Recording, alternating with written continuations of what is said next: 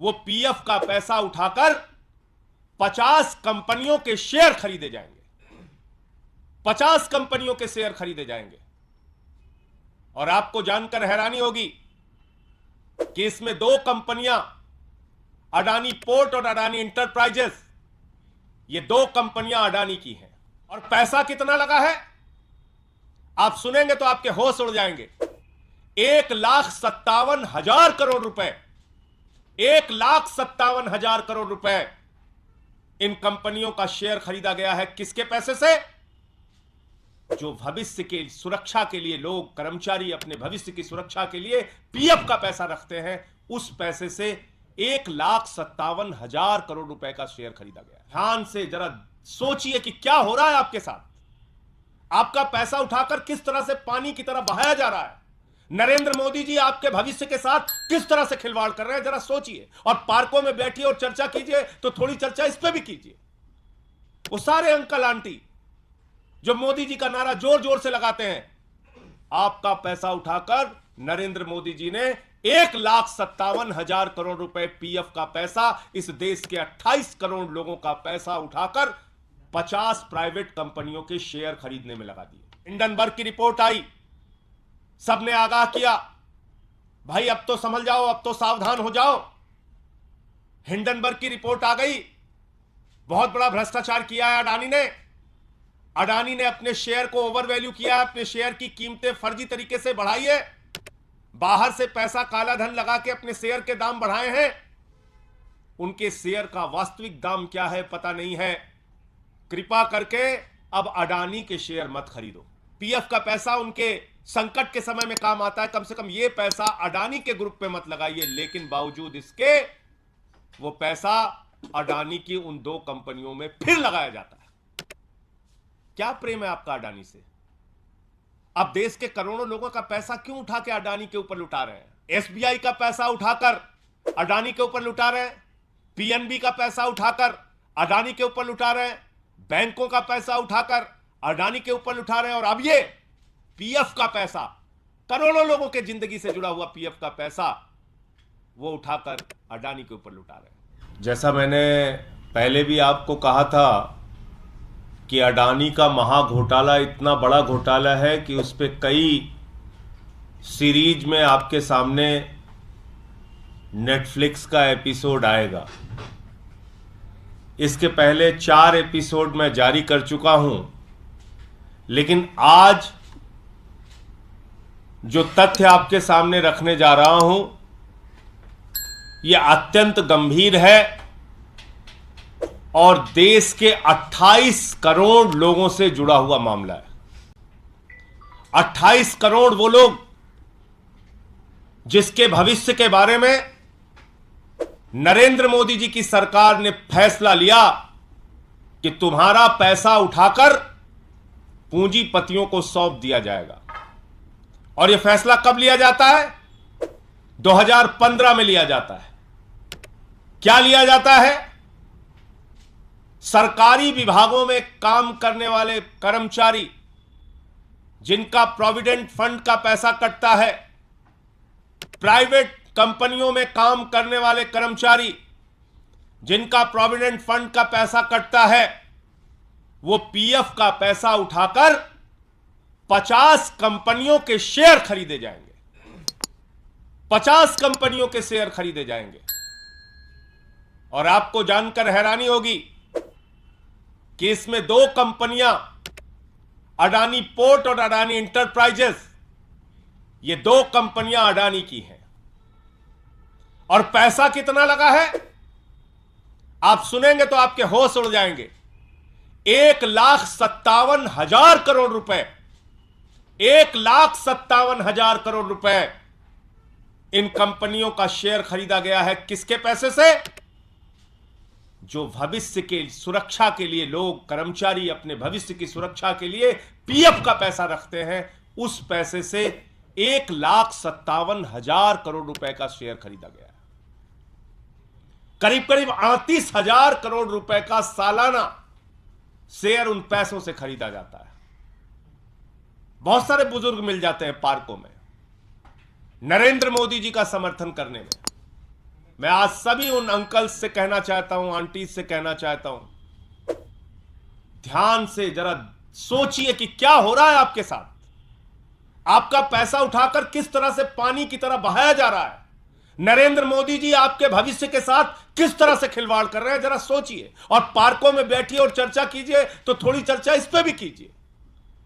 वो सारे uncle aunty जो मोदी जी का नारा जोर जोर से लगाते हैं, आपका पैसा उठाकर नरेंद्र मोदी जी ने 1,57,000 करोड़ रुपए पीएफ का पैसा, इस देश के 28 करोड़ लोगों का पैसा उठाकर 50 प्राइवेट कंपनियों के शेयर खरीदने में लगा दिए। और मजेदार बात देखिए, हिंडनबर्ग की रिपोर्ट आई, सबने आगाह किया, भाई अब तो संभल जाओ, अब तो सावधान हो जाओ। हिंडनबर्ग की रिपोर्ट आ गई, बहुत बड़ा भ्रष्टाचार किया है अडानी ने। अडानी ने अपने शेयर को ओवर वैल्यू किया है, अपने शेयर की कीमतें फर्जी तरीके से बढ़ाई है, बाहर से पैसा काला धन लगा के अपने शेयर के दाम बढ़ाए हैं। उनके शेयर का वास्तविक दाम क्या है पता नहीं है। कृपा करके अब अडानी के शेयर मत खरीदो। किसने कहा? तमाम फाइनेंशियल एक्सपर्ट्स ने, तमाम अर्थशास्त्रियों ने, तमाम लोगों ने आगाह किया कि भाई ये बुजुर्गों का पैसा है, ये कर्मचारियों का पैसा है, ये इस देश के 28 करोड़ लोगों का पैसा है, इसको कम से कम अडानी की कंपनी में अब तो मत डुबाओ। लेकिन 27 मार्च को मीटिंग होती है ईटीएफओ बोर्ड की, और उस बोर्ड में जो चेयरमैन होते हैं वो होते हैं आदरणीय देश के श्रम मंत्री भूपेंद्र यादव जी। भूपेंद्र यादव जी जो देश के मंत्री हैं, वो उस बोर्ड के चेयरमैन हैं। ये रिपोर्ट भी आ जाती है, आगाह भी किया जाता है कि भाई आप कर्मचारियों की जीवन से जुड़ा हुआ उनके भविष्य की निधि जो रखी है, उनके लिए जो पीएफ का पैसा उनके संकट के समय में काम आता है, कम से कम ये पैसा अडानी के ग्रुप पे मत लगाइए। लेकिन बावजूद इसके वो पैसा अडानी की उन 2 कंपनियों में फिर लगाया जाता है। क्या प्रेम है आपका अडानी से? अब देश के करोड़ों लोगों का पैसा क्यों उठा के अडानी के ऊपर लुटा रहे हैं? एलआईसी में लुटा रहे हैं अडानी का पैसा। अडानी का पैसा उठाकर, एलआईसी का पैसा उठाकर अडानी के ऊपर लुटा रहे हैं। एसबीआई का पैसा उठाकर अडानी के ऊपर लुटा रहे हैं। पीएनबी का पैसा उठाकर अडानी के ऊपर लुटा रहे हैं। बैंकों का पैसा उठाकर अडानी के ऊपर लुटा रहे हैं। और अब ये पीएफ का पैसा, करोड़ों लोगों के जिंदगी से जुड़ा हुआ पीएफ का पैसा, वो उठाकर अडानी के ऊपर लुटा रहे हैं। मैं देश के प्रधानमंत्री से पूछना चाहता हूं कि आखिर इस देश के करोड़ों लोगों का पैसा हिंडनबर्ग रिपोर्ट आने के बावजूद, शेयर को ओवर वैल्यू किया गया है, इसके बावजूद शेयर मार्केट में आप क्यों लगा रहे हैं? ये 1,57,000 करोड़ रुपए इस देश के लोगों का पैसा जब डूबेगा तो उसकी जवाबदेही किसकी होगी? ये 1,57,000 करोड़ रुपए लोगों के पीएफ का पैसा जब चंद पूंजीपति लूटकर भाग जाएंगे, उसकी जवाबदेही किसकी होगी? यह जवाब देश के प्रधानमंत्री को, करोड़ों लोगों को देना चाहिए। और ऐसे समय में जब अंतर्राष्ट्रीय संस्थाओं ने अडानी की कंपनी का वेटेज कम किया है, उसकी रेटिंग डाउन की है, आगाह किया है निवेशकों को कि भैया इनमें पैसा मत लगाओ आप, क्योंकि इनके शेयर की वास्तविक वैल्यू क्या है हमें पता नहीं। ऐसे समय में भी भारत की सरकार 27 मार्च को जो मीटिंग होती है उसमें भी अडानी के कंपनियों में पीएफ का पैसा लगाने का निर्णय करती है। किसके कहने पर यह सब कुछ हो रहा है? ये मेरा सवाल था। और मैं समझता हूं कि अडानी के मामले, अडानी के घोटाले इतने बड़े हैं कि इसकी परतें परत दर परत आगे भी खुलती रहेंगी। कुछ जानकारी रीना गुप्ता जी जो हमारी स्पोक्स पर्सन है वो भी आपसे शेयर करेंगी। रीना जी। देश के करोड़ों लोग स्टॉक मार्केट में अपना पैसा लगाते हैं। आपने अक्सर सुना होगा कि लोग कहते हैं निफ्टी 50 खरीद लीजिए, हमने निफ्टी खरीदा है। ये निफ्टी एक इंडेक्स है जो एनएसई, जो नेशनल स्टॉक एक्सचेंज है, वो इंडेक्स बनाता है। जो देश की सबसे बढ़िया 50 कंपनी है उसका इंडेक्स बनता है। और हम और आप ये सोचते हैं कि इंडेक्स में अगर हमने पैसा लगाया तो हमारा पैसा सुरक्षित है। जब हिंडनबर्ग की रिपोर्ट आई, उस रिपोर्ट में ये लिखा था कि जो अडानी के शेयर के, अडानी ग्रुप के जो शेयर्स हैं उनका असली रेट क्या है ये पता नहीं चल रहा है। इसलिए जो जितने सारे इंडेक्स हैं, पूरी दुनिया के कई इंडेक्स में अडानी ग्रुप के शेयर्स थे। वो जैसे अमेरिका का एक सबसे बड़ा इंडेक्स है मॉर्गन स्टैनली का इंडेक्स।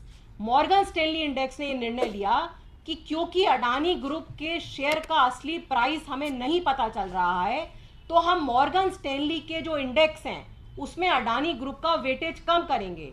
एक और बहुत बड़ा इंडेक्स है एस&पी इंडेक्स, उसने भी निर्णय लिया कि हम अडानी ग्रुप का या तो वेटेज कम करेंगे या कुछ इंडेक्स में से अडानी ग्रुप के शेयर्स को हटाया जाएगा। लेकिन हमारे देश का एनएसई जो है उसने कोई निर्णय नहीं लिया। उसने निर्णय क्यों नहीं लिया? क्या भारत सरकार का दबाव था? ये निर्णय उन्होंने नहीं लिया। अडानी ग्रुप की दोनों कंपनी को उन्होंने इंडेक्स से नहीं निकाला। इसकी वजह से आपका और हमारा जो 28 करोड़ लोगों की जो गाड़ी कमाई है और बाकी सारे लोग जो स्टॉक मार्केट के इंडेक्स में पैसा लगाते हैं, रोज उनका पैसा अडानी ग्रुप की कंपनीज में लग रहा है। आज हमारी ये मांग है कि जब तक सुप्रीम कोर्ट की कमेटी अडानी ग्रुप की कंपनीज को क्लीन चिट नहीं देती है, तब तक देश के छोटे निवेशकों का पैसा बचाने के लिए सरकार को अडानी ग्रुप की दोनों कंपनीज को एनएसई से हटाना चाहिए। क्लीन चिट मिल जाती है, उसके बाद आप उसमें इंक्लूड करना चाहें तो कर लीजिए, लेकिन जब तक क्लीन चिट नहीं मिलती है तब तक पूरे देश के लोग, जो रिटायर्ड लोग हैं, बहुत छोटे छोटे निवेशक हैं जो निफ्टी में अपना पैसा लगाते हैं, उनका पैसा सुरक्षित नहीं है। और जब पूरी दुनिया के इंडेक्स अपने इंडेक्स में से अडानी ग्रुप की कंपनीज को हटा रहे हैं, तो हमारी सरकार ये निर्णय क्यों नहीं ले रही है? क्यों एनएसई को नहीं ये निर्देश दिया जा रहा कि जब तक क्लीन चिट नहीं मिल रही है, ये दोनों अडानी ग्रुप की कंपनीज को इंडेक्स से हटाया जाए? देखिए, ऐसा है कि जब हिंडनबर्ग की रिपोर्ट आई उसके बाद तमाम लोगों ने आगाह किया सरकार को कि भाई, और ना भी आगाह करे तो साफ तौर पे हिंडनबर्ग की रिपोर्ट क्या कहती है? हिंडनबर्ग की रिपोर्ट ये कहती है कि काला धन विदेशों से फर्जी कंपनियां बनाकर अडानी की कंपनी में भारत के अंदर लगाया गया और 100 रुपए के शेयर को 1000 रुपए, 1000 रुपए के शेयर को 10,000 रुपए ओवर वैल्यू किया गया, यानी कि गलत ढंग से फर्जी तरीके से शेयर के दाम बढ़ाए गए। पहली बात मैं तो पूछना चाहता हूं कि 1,57,000 करोड़ रुपए ये शेयर के जुए में आप क्यों लगाना चाहते हैं? देश के लोगों के, करोड़ों लोगों की गाढ़ी कमाई का पैसा। क्या और संस्थाएं नहीं बची हैं? और बैंक विश्वसनीय संस्थाएं नहीं है जहां पे कि आप पीएफ का पैसा लगाइए और लोगों को उनके भविष्य निधि का लाभ दे सकिए? आपने इस शेयर मार्केट के धंधे में क्यों लगाया? पहला गुनाह तो मोदी सरकार ने यह किया। दूसरी बात, जब अडानी के बारे में रिपोर्ट आ गई तो आपने उन दोनों कंपनियों को उस शेयर की लिस्ट से बाहर क्यों नहीं किया? उन कंपनियों की लिस्ट से बाहर क्यों नहीं किया जिसपे पीएफ का पैसा लगाया जा रहा है? भाई, ये तो खुली आंखों से दिख रहा है ना कि एक आदमी अपने शेयर को गलत ढंग से उसके दाम को बढ़ा रहा है। और अगर भविष्य निधि के पैसे से, पीएफ के पैसे से आप उठाकर उनके शेयर खरीदोगे, वो शेयर डूबेंगे तो करोड़ों लोगों का पैसा डूबेगा, जाहिर सी बात है। जैसे एलआईसी में करोड़ों लोगों का पैसा लगा हुआ है और एलआईसी ने उठाकर वो पैसा अडानी को दे दिया। आज लगभग 60,000 करोड़ रुपए एलआईसी के डूब चुके हैं। यानी कि जो निवेश एलआईसी ने किया था, जो पैसा एलआईसी ने लगाया था, उसके हिसाब से उनकी शेयर वैल्यू कुछ दिनों पहले तक 87,000 करोड़ रुपए थी। वो घट के करीब 27,000 करोड़ रुपए बची। 60,000 करोड़ रुपए लोगों के डूब गए। इसी तरीके से एसबीआई ने पैसा दे रखा है अडानी को। अडानी की कंपनियां डूब रही हैं तो जो पैसा कर्ज में दे रखा है, लोगों की गाढ़ी कमाई का पैसा, वो भी डूबेगा। इसी तरीके से पीएफ का पैसा, देश के करोड़ों लोगों का पैसा, पीएफ का पैसा उठा के आप अडानी को दे रहे हो। और चलो पहले दिया, हिंडनबर्ग की रिपोर्ट आ गई, उसके बावजूद दे रहे हो। ईपीएफओ कि मीटिंग जो होती है उसमें आप फैसला करके उनको पैसा दे रहे हो? तो ये क्या है? ये दिखा रहा है कि आपने आंख पे पट्टी बांध ली है अडानी की मोहब्बत में, कुछ नहीं दिख रहा है आपको। आखिर इतनी बड़ी रिपोर्ट आने के बाद उन दोनों कंपनियों को बाहर क्यों नहीं किया गया, जो कंपनियां डूब रही हैं और जिसके बारे में आपके पास तमाम जानकारी है? और यह मीटिंग जो मैंने आपको बताई, जो भूपेंद्र यादव जी की अध्यक्षता में हुई, यह 27 मार्च को हुई और उसके बावजूद अडानी की कंपनियों में पैसा लगाया गया। कांग्रेस के दिग्गज नेता ए.के. एंटनी के बेटे अनिल एंटनी आज बीजेपी में शामिल हुए हैं। इसी डॉक्यूमेंट्री को लेकर समर्थन किया था केंद्र पार्टी का। अब वो शामिल हुए हैं तो उनकी मर्जी है, उसमें मैं क्या बोल सकता हूँ?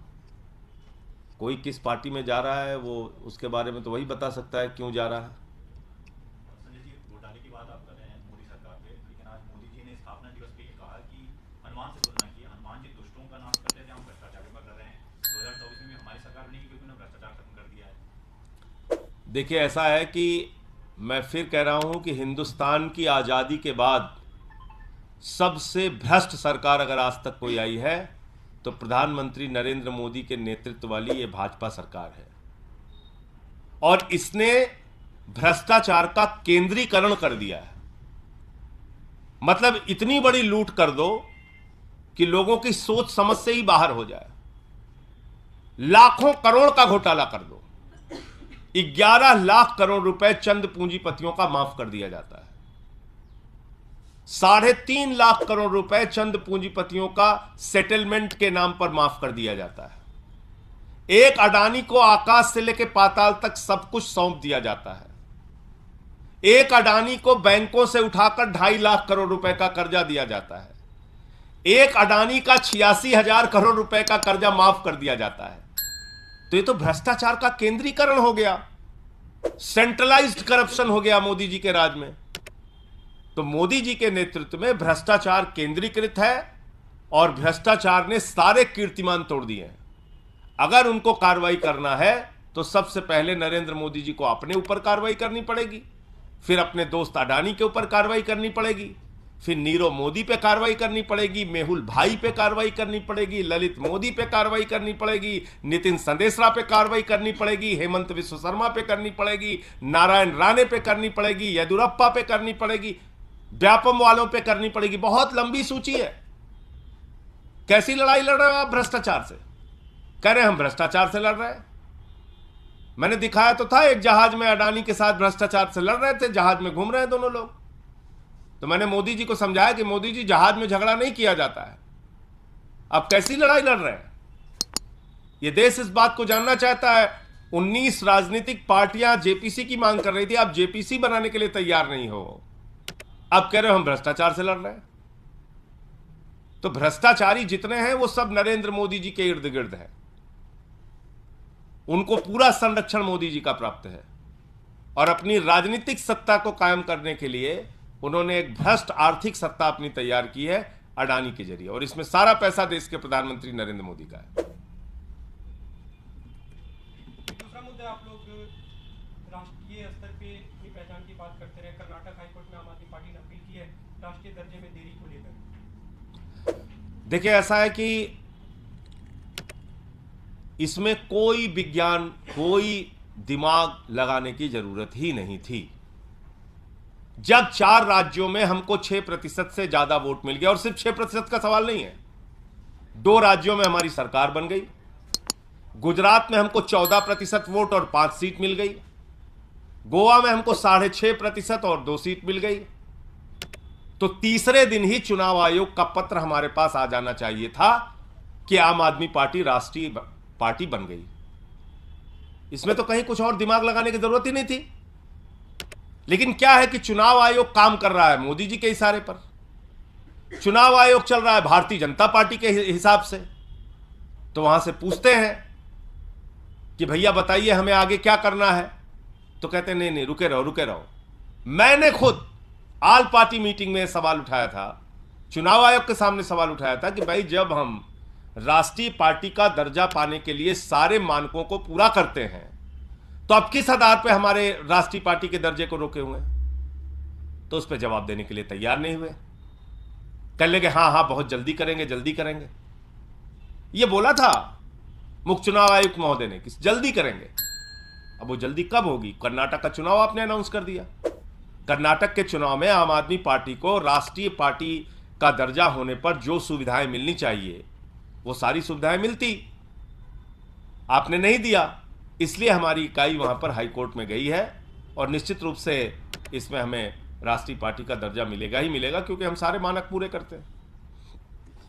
What is the official stand that the election commission has told the Aam Aadmi Party members? Like, is there any particular reason why this is not being given, or are they why are they not taking? I can tell you about constitution club meeting. उसमें सारी पार्टियां थी, उसके सामने उन्होंने मेरे से कहा था कि हम जल्द ही इस पे फैसला लेंगे। But no official communication. No official communication. हमने जरूर उनसे बार बार टाइम मांगा, हमने बार बार उनको जरूर कहा, हमारे सचिव पंकज गुप्ता जी ने, लेकिन ना उन्होंने मिलने का कोई टाइम दिया। सोचिए, मिलने का भी टाइम नहीं दे रहे हैं। एक पार्टी जो हर मानक पूरा कर रही है राष्ट्रीय पार्टी बनने का, उससे मिलने का भी टाइम नहीं दे रहे हैं। पंकज गुप्ता जी ने बार बार चिट्ठी लिख के उनसे टाइम मांगा। तो ये सवाल है चीफ इलेक्शन कमीशन से, सीईसी से।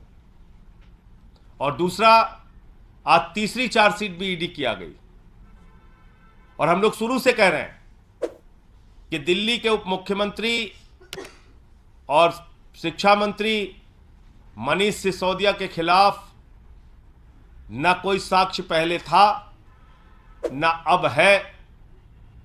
उन्होंने अपना मंत्री पद भी त्याग दिया, जेल में प्रताड़ना भी झेल रहे हैं। तीसरी चार्जशीट भी ईडी की आ गई, लेकिन उसमें भी मनीष सिसोदिया जी का नाम नहीं है। इसका मतलब साफ संदेश है, प्रताड़ित करो, परेशान करो और हर तरीके से दबाव बनाओ, मनोबल तोड़ने का प्रयास करो। इसलिए जो लोग शराब घोटाला करते हैं, इसकी सच्चाई दूर दूर तक कहीं नहीं है। और इसीलिए तीसरी चार्जशीट में भी ईडी मनीष सिसोदिया के खिलाफ कोई साक्ष्य नहीं लेकर